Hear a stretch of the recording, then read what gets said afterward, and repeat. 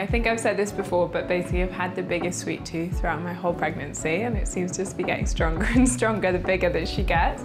So today we are humouring that, and we are making chocolate and peanut butter cupcakes. So the bottom is chocolatey, and then it's a peanut icing. So they're absolutely delicious, as you can imagine, but you can do almond butter or cashew butter or any nut in the icing.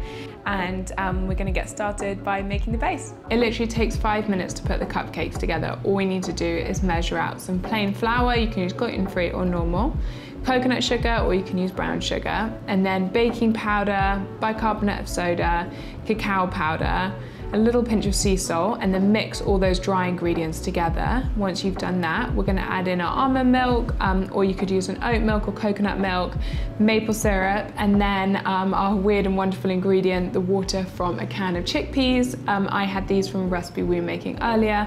If you are doing it, then you can just keep the chickpeas for another recipe another day. So then just stir that whole mix together, and you should get like a really thick, dark, creamy, airy, fluffy, delicious, amazing cupcake mixture. Once you got that, you're just gonna line a baking tray with cupcake molds, and just put in kind of 2 generous tablespoons or so into each one. Once you've done that, we're gonna put them in the oven. They're gonna bake for like 25 minutes or so. They're gonna rise, they're gonna go golden.